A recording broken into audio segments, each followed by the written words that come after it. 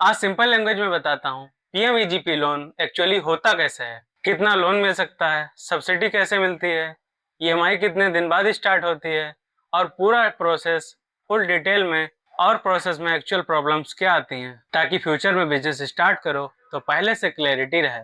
सबसे पहले पीएमईजीपी एक गवर्नमेंट स्कीम है जिसका फुल फॉर्म है prime minister employment generation programme.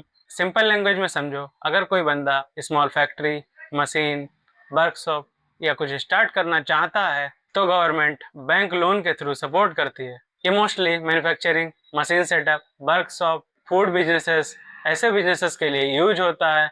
Manufacturing businesses में जनरली अमाउंट भी ज़्यादा मिल जाता है। अब सबसे इम्पोर्टेंट क्वेश्चन, कितना लोन मिल सकता है? मैन्युफैक्चरिंग बिजनेसेस में 50 लाख तक का प्रोजेक्ट अप्लाई हो सकता है और सर्विस बिजनेस में 20 लाख तक का लोन अप्लाई हो सकता है। लेकिन इसका मतलब ये नहीं है कि बैंक डायरेक्टली आपका मैक्सिमम अमाउंट अप्रूव कर दे। बैंक प्रोजेक्ट रिपोर्ट, डॉक्यूमेंट्स और आपकी रीपेमेंट कैपेसिटी को देख के अप्रूव करता है।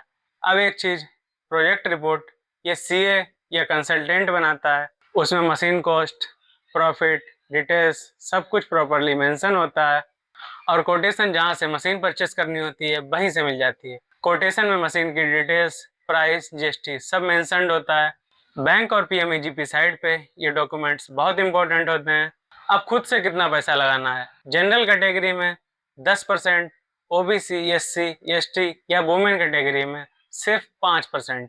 अगर 10 लाख का प्रोजेक्ट है और आप ओबीसी कैटेगरी से हैं तो आपको केवल 50,000 रुपये खुद से लगाने हैं। और सब्सिडी का एक्चुअल सीन समझो, अर्बन एरिया में जनरल कैटेगरी को अराउंड 15% और रिजर्व कैटेगरी को 25% तक सब्सिडी मिल सकती है और रूरल एरिया में सब्सिडी और ज़्यादा होती है, कहीं 35% तक। कहीं अगर आपने 10 लाख का प्रोजेक्ट है तो आपको 3.5 लाख रुपए तक वापस मिल जाएंगे सब्सिडी के रूप। लेकिन एक रियलिटी जो लोग क्लियरली नहीं बताते, सब्सिडी आपको डायरेक्ट नहीं मिलती। ये वेरिफिकेशन होने के बाद आपके अकाउंट में लगभग 3 साल तक होल्ड रहती है। अगर बिजनेस प्रॉपरली चला, ईएमआई टाइम पे गई तो ये सब्सिडी आपके लोन अमाउंट में एडजस्ट हो जाती है और आपके टेन्योर को या ईएमआई को कम कर देती है।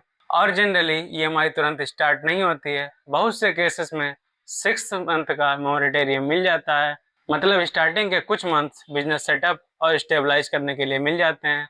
और वर्किंग कैपिटल भी इम्पोर्टेंट होता है क्योंकि मशीन लगने के बाद डेली एक्सपेंस भी स्टार्ट हो जाते हैं, जैसे raw material, labour, packing, transport.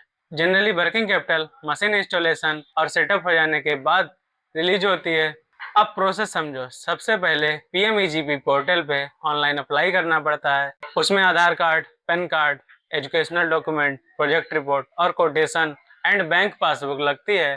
फिर एप्लीकेशन वेरीफाई होती है, कभी इंटरव्यू या मीटिंग भी हो सकती है।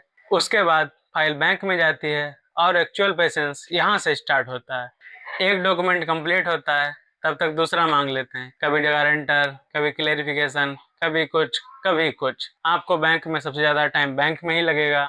वैसे ऑनेस्टली हमारे केस में बैंक का काफ़ी सपोर्ट रहा, इसलिए जल्दी हो गया, वरना कंपेरेटिवली बहुत से लोग डॉक्यूमेंट्स और अप्रूवल्स में ही अटक जाते। वैसे एक ऑनेस्ट एडवाइस, सिर्फ सब्सिडी देख के बिजनेस मत स्टार्ट कर देना, क्योंकि लोन लेना इजी है, ईएमआई देना इजी नहीं है।